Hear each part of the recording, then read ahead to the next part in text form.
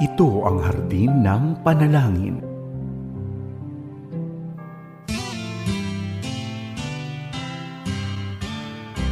May harding mapananalanginan, doon si Jesus naghihintay. O kay ilam ng panalangin ang hardin, doon kay gandang manalangin. Tayong natulog sa luklukan ng Diyos sa hardin ng pananalangin. O kay sarap na Isang pinagpalang Sabado sa ating lahat. Kaagapay, pabati namin sa iyo ngayong umaga ay pag-asa at pagpapala mula sa ating mabuting Panginoon. Muli, welcome sa programang Hardin ng Panalangin. Ialay natin sa Panginoon ang unang bahagi ng ating araw para dumulog sa Kanya sa pananalangin at mag-aral ng Kanyang mga salita. Kaagapay, makakasama mo ako sa kalahating oras ng prayer and devotion. Ako po si Pastor Ronald Llobrera at kami ay sumasa inyo mula rito sa One Corporate Center sa Ortigas, Pasig. Hatid pa rin sa inyo ng 702 DZAS, FEBC, Radyo TV, Agapay ng Sambayanan. And we are also broadcasting sa pamamagitan ng Facebook Live at YouTube ng DZAS. Ganun din kaagapay sa 702 DZAS app. Bago ang lahat, tayo po ay dumulog sa Diyos sa pananalangin. Panginoon, sa oras pong ito, kami po ay nagpupuri sa inyo, dinadakila namin kayo at niluluwalhati, Panginoon. Pinagkakatiwala din namin sa inyo ang aming buhay, sa aming mga kakulangan, sa aming mga kasalanan. Lord, humihingi po kami sa inyo ng pagpapatawad at paglilinis, Panginoon. Lord, magtitiwala lang po kami sa inyong kalakasan at kami inananampalataya, kami ay naniniwala na tutugunin po ninyo ang bawat panalangin, ang aming mga idudulog sa inyong panalangin, Panginoon, ayon lamang sa inyong kalooban sa aming mga buhay. Maraming salamat po sa araw na ito, Panginoon, araw ng paglilingkod, araw na ibinigay nyo sa amin upang magamit ninyo, O Diyos, sa inyo pong ubasan. Pinagkakatiwala din po namin sa inyo ang situation ng aming mga kaagapay. Anuman ang pinagdadaanan ng bawat isa, Panginoon, alam namin na laging naroon ka. Ini-offer nyo lagi, Panginoon, ang inyong pag-ibig, ang inyong kapayapaan, ang inyong mga biyaya sa aming mga buhay. Maraming salamat po, O Diyos. Sa oras na ito ay pinagkakatiwala po namin sa inyo ang lahat ng bagay. Ito pong aming dalangin sa pangalan ng aming Panginoong Hesus. Amen.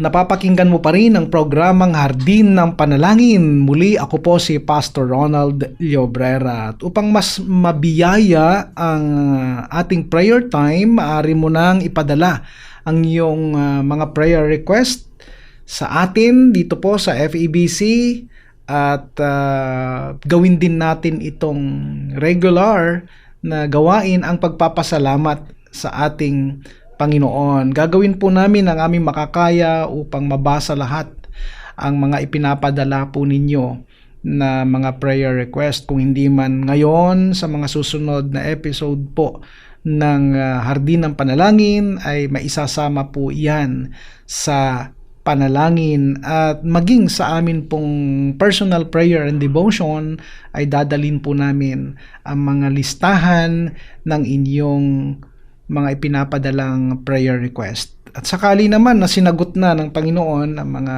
panalangin po natin o may katugunan na ang Panginoon, katulad po ng lagi nating ipinag-aanyaya na ipadala nyo rin ng mga testimonies, i-share nyo po sa amin para naman ma-encourage yung iba na talaga pong magtiwala sa ating Panginoon.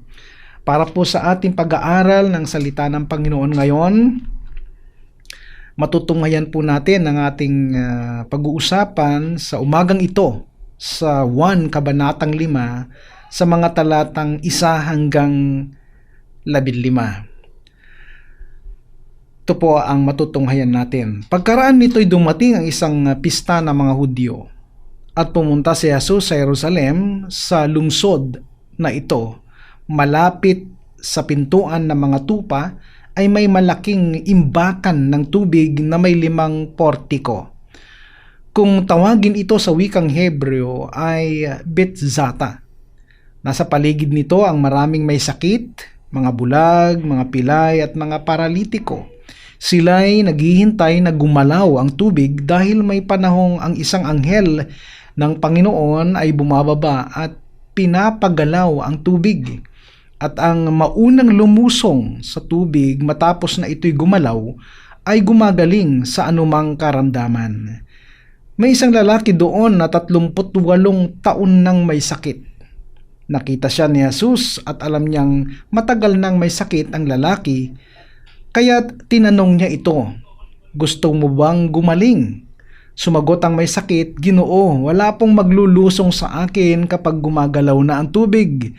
Papunta pa lamang ako, may nauuna na sa akin." Sinabi sa kanya ni Jesus, "Tumayo ka, buhatin mo ang iyong higaan at lumakad ka." Noong di gumaling ang lalaki, binuhat ang kanyang higaan at lumakad. Nooy araw ng pamamahinga, kaya't sinabi ng mga pinuno ng mga Hudyo sa lalaking pinagaling, "Araw ng pamamahinga ngayon, labag sa kautusan na dalhin mo ang iyong higaan." Ngunit sumagot siya, "Ang nagpagaling po sa akin ang nagsabing buhatin ko ang aking higaan at lumakad ako." At siya'y tinanong nila, "Sino ang nagsabi sa iyong buhatin mo ang iyong higaan at lumakad ka?" Ngunit hindi alam ng lalaki kung sino ang nagpagaling sa kanya, sapagkat maraming tao sa lugar na iyon at nakaalis na si Jesus. Pagkatapos nito'y nakita ni Jesus sa loob ng templo ang lalaki at sinabihan itong, "Magaling ka na ngayon, huwag ka nang gumawa ng kasalanan at baka masahol pa riyan ang mangyari sa iyo." Umalis ang lalaki at sinabi sa mga Hudyo na si Jesus ang nagpagaling sa kanya. Kagapay ang bukal o Betzata sa wikang Hebreo na ang ibig sabihin ay ospital or place of healing or a house of outpouring. Ito rin ay tinatawag nilang a place of disability, a place of immovability, and the place of paralysis. Maraming may karamdaman ang matagal na dito. Yung iba wala ng pag-asang gumaling dahil inborn na may kapansanan ang karamihan. Yung iba naman umaasa pa rin sa himala ng bukal na iyon, sapagkat naniniwala silang may anghel na nagpupunta doon at pinapagalaw niya ang tubig, at kapag gumalaw yung tubig, paunahan na lumusong. At pinaniniwalaan nilang ang unang lulusong ay gagaling. Doon sila nananatili sapagkat parang yung iba ay umaasang mabibigyan sila ng lunas sa lugar na iyon. Marami sa kanila ay may mabibigat na kapansanan, kaya naman karamihan sa kanila ay halos nakatira na sa lugar na iyon. Marami ding ganyang kalagayan ng tao. Kumbaga nakahinto o naka-stuck ang buhay na parang wala nang pag-asa at umaasa na lang sa himala. Disabled ang buhay nila. Hindi makakilos at tila bagang paralisado na. Nagsisikap din naman na makatayo pang muli. Nagsisikap din naman na gumaling pa kahit papaano. Subalit yung iba parang wala nang ginagawa para makawala sa pagkabilanggo o pagkakalugmok ng kanilang kalagayan. Kagapay, saan ka nakalugmok sa mga oras na ito? Saan ka nakabilanggo? Saan naka-stuck ang buhay mo? Maraming mga tao ayaw umamin sa kanilang totoong kalagayan. Madalas iniiba nila ang usapan. Kagapay, saan ka nakabilanggo? Madalas hindi tayo umaamin sa totoong sitwasyon ng buhay natin. Ang mahirap, iniiba natin ang mga terminology ng mga nangyayari sa buhay natin, di tuloy matukoy ng maayos at hindi mabigyan ng solusyon. Hindi rin maisara ng tama ang maling nangyayari sa buhay natin. Halimbawa, ang tawag ng marami sa pagre-rebelde ay karapatan pantao. Ang tawag nila sa maling relasyon ay freedom of expression. Ang tawag nila sa kasalanan ay kahinaan. Kaagapay, saan ka nakabilanggo? Minsan nalalason tayo ng ating sariling kaisipan. Saan ka nalalason ngayon? Saan bahagi ng buhay mo ang toxic? Saan bahagi ng buhay mo ang nanganganib o delikado na? Ayaw mo kasing pangalanan. Ayaw mo kasing ilabas para matulungan ka. Minsan di mo namamalayan, nalalason ka na ng sarili mong isip sa mga panahon na sinasabi mong hindi nila ako mahal, hindi nila ako tanggap, hindi nila ako maintindihan. Self-pity. Madalas yung mga taong totoong nagmamahal sa'yo, sila yung napag-iisipan mo ng masama. Saan ka nakabaon? Ang mahirap kasi baon ka na, ayaw mo pang umamin. Napakababa na ng kalagayan mo, unang sitwasyon mo, nagmamataas ka pa rin. Nakalubog ka na at malapit ka ng malunod, subalit nagpapanggap ka pa rin marunong kang lumangoy. Iniisip mong mapapahiya ka kung aamin ka, subalit ang hindi mo alam, ayaw ng Panginoon na maging ganyan ang iyong kalagayan. Another question, saan ka mahina? Huwag kang magpanggap na malakas kung paralisado ka at baka bigla ka nalang tumumba at tuluyan kang malugmok. Kaagapay, huwag kang magsarili. Pwede kang humingi ng tulong. Maging bukas ka at magtiwala ka sa mga taong pwedeng gamitin ng Panginoon para tulungan ka. Ayusin mo ang relasyon mo sa mga taong totoong nagmamahal sa iyo. Another question, saan ka nakalugmok? Sa kwentong ating nabasa, may isang lalaking may napakatagal ng kapansanan. Siya ay hindi makatayo, lalo na hindi makalakad. Daming ganyan ang kalagayan, physically invalid. Subalit ang mas nakakatakot ay yung spiritually invalid. 38 taon, 38 years na paralisado ang lalaking ito. Subalit pansinin natin ang kanyang sagot kay Jesus nang siya'y tanungin ng gusto mo bang gumaling? Sa talatang 7, sumagot ang may sakit, Ginoo, wala pong magluluhusong sa akin kapag gumagalaw na ang tubig. Papunta pa lang ako, may nauna na sa akin. Kaagapay, kadalasan ito ang sagot ng marami, may kasamang sumbat.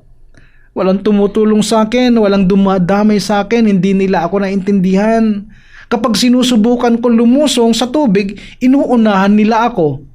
Ang totoong problema niya ay 38 taon na siyang may bigat sa kanyang kalooban. Naghahanap ng masisisi. Puno ng kalungkutan, kawalan ng pag-asa at sinisisi ang sarili. At lalo siyang nalulugmok. Subalit hindi binigyan ng pansin ni Jesus ang kanyang panunumbat. At ang sabi sa talatang 8, sinabi sa kanya ni Jesus, tumayo ka. Buhatin mo ang iyong higaan at lumakad ka.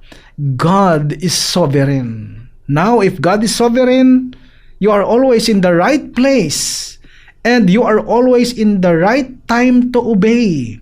Ito yung tamang panahon para sumunod ka sa Diyos at tiyak na mararanasan mo ang totoong kagalingan at totoong kapahingaan. Sa Diyos ang papuri.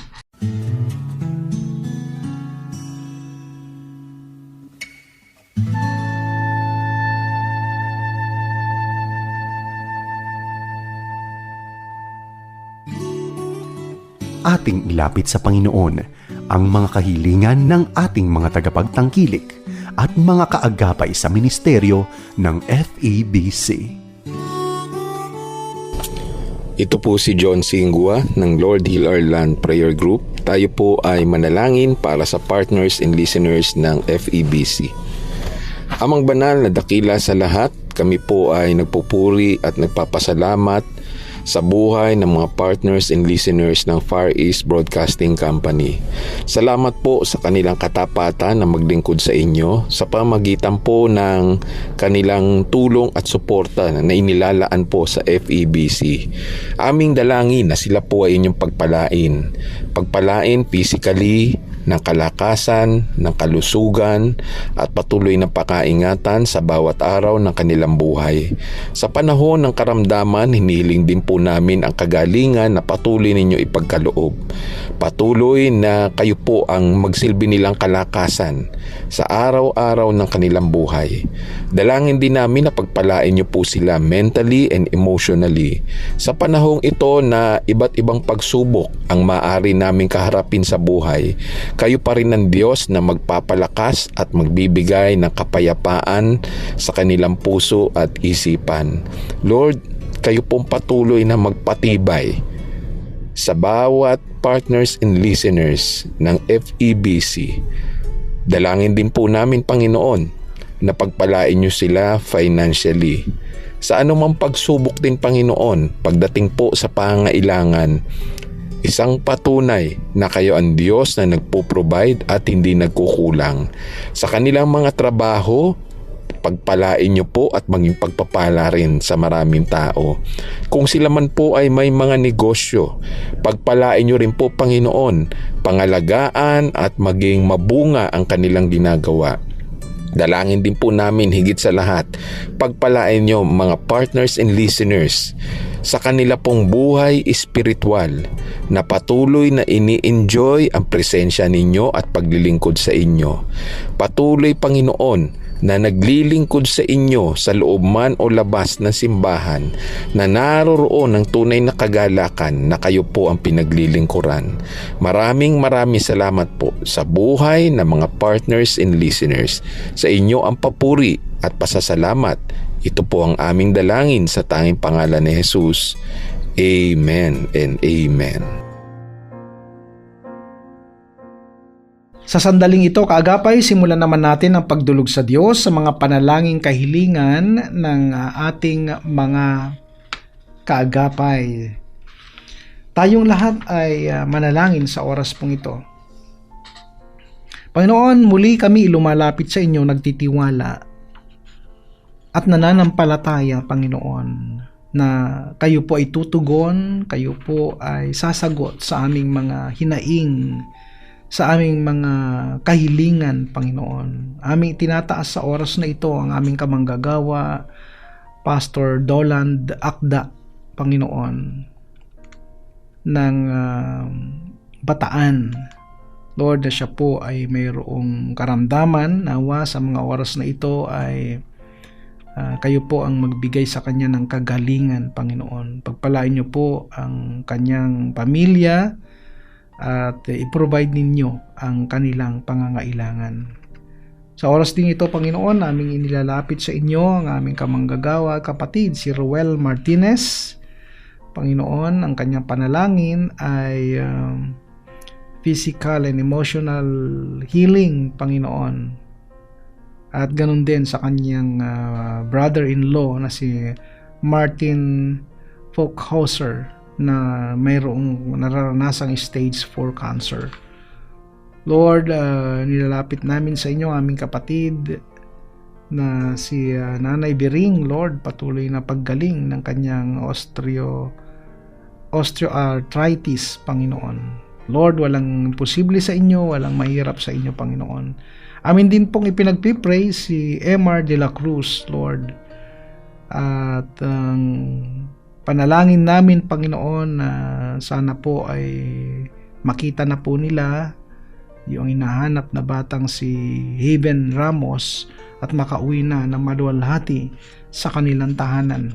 Pinagpipray din namin sa oras na ito si Norma Austria, Panginoon, na lubusang kagalingan po ng kanyang ubo at ang kanyang kapatid na si Rebecca Austria na nakaranas din ng mild stroke. Lord, pagalingin niyo po sila. Pinagpipray din namin, Panginoon, si Joseph Gumalan para sa kanyang business at ang kanyang kahilingan sa inyo, Panginoon, ay magkaroon ng mga customers o maraming mga customers, Panginoon, para sa kanyang negosyo. Lord, pinagpipray din namin si Presentasyon Yoli, Panginoon. Ang kanyang prayer request ay kagalingan kay Teresa at kalakasan dahil sa nararanasan niyang sakit. At ito po ay sakit sa puso, Panginoon, kaya naman pagtitiwala nila ay sa inyo, lalo na po sa kagalingan ng aming kapatid na ito. Pinagpe-pray din namin sa oras na ito si Irene Del Rosario. Praying po na makapasa sa board exam ang kanyang pamangkin na si Kim, Lord. Walang imposible sa inyo, mga taong nagtitiwala sa inyo, Panginoon, hindi nyo binibigo. Amin din pong idinadalangin si Maria Edna Cruz, Lord. Healing din para sa kanyang lung cancer. Lord, walang imposible sa inyo, lahat kaya niyong pagalingin, Lord. Kaya ikaw, O Diyos, ang aming pinagkakatiwalaan. Ipinagpe-pray din namin si Grace Kaayuan, Panginoon. Kaligtasan po para sa kanyang pamilya. Ganon din kay JC Pasigyan, kagalingan po para sa kanilang baby na 7 months old. Lord, pinagkakatiwala din namin sa inyo ang aming mga kaagapay na si Sister Juliet Payauan. Lord, ang kanyang kalusugan, Panginoon, anuman ang pinagdadaanan niyang sakit, pagalingin niyo po siya. Ganin din kay Onyaros Mali, Lord. Yung paglalakad niya at pagpaprocess ng mga documents tungkol po doon sa kanyang yumaong asawa. Nanaway maging maayos na po, Panginoon, ang mga proseso na ito. Patuloy ko rin pinagpipray si Brother Engineer Romeo David at ang buong David family. Ingatan niyo po silang lagi. Ang aking kamanggagawa at kapatid na si Brother Engineer Romar David na nasa barko ngayon, Lord, patuloy niyo siya ingatan, kasampu ng kanyang mga kasamahan sa kanilang trabaho. Akin din pong ipinagpipray, Panginoon, ang gaganapin na 23rd anniversary ng Happy Land Christian Fellowship Center or HCFC Fairview. Ito po ay gaganapin sa August 2 at ang inyong lingkod po ang gagamitin. Lord, bigyan mo ako ng kalakasan at karunungan para po sa gawain ito at pagpalain niyo po ang aming mga kapatid, lalo na po sa pangungunan ni Pastor Ronnie Algario, Panginoon. Muli, bless niyo po ang HCFC Fairview. Maraming salamat po, Diyos. Patuloy ko itinataas sa inyo, Panginoon, si Tita Abby Dailo, Panginoon. Good health para sa kanya at sa kanyang mga negosyo, ang kanyang business or source of income, Panginoon.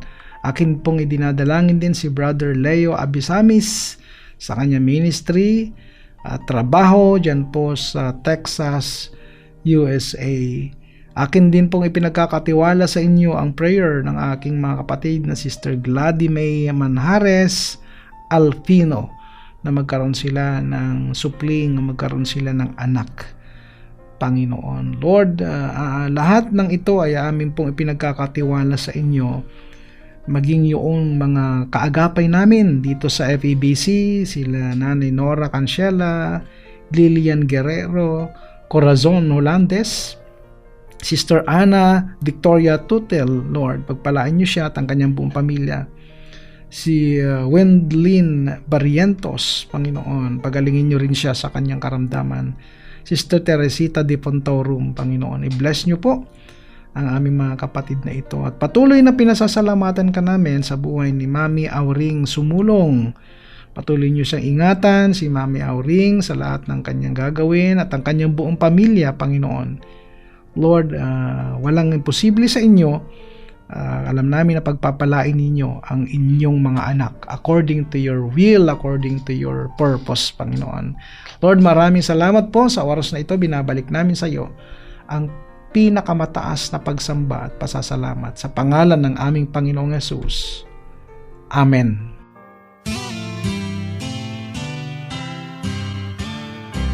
May harding mapananalangin Kagapay magkarinigan muli tayo mula Biyernes hanggang Linggo at sa iba pang mga edisyon ng Hardin ng Panalangin mula Lunes hanggang Huwebes sa radio, online at dito sa Channel 185 ng Signal sa pakikipagtulungan ng GCTV. Para sa programang Hardin ng Panalangin, muli ako po si Pastor Ronald Llobrera, patuloy na nagpapaalalang ang Kristiyanong namumuhay ng tapat ay sapat sa lahat ng bagay. Magtapat po tayo sa Diyos at ang Diyos ay hindi magkukulang. Pagpalain ka ng Panginoong Hesus.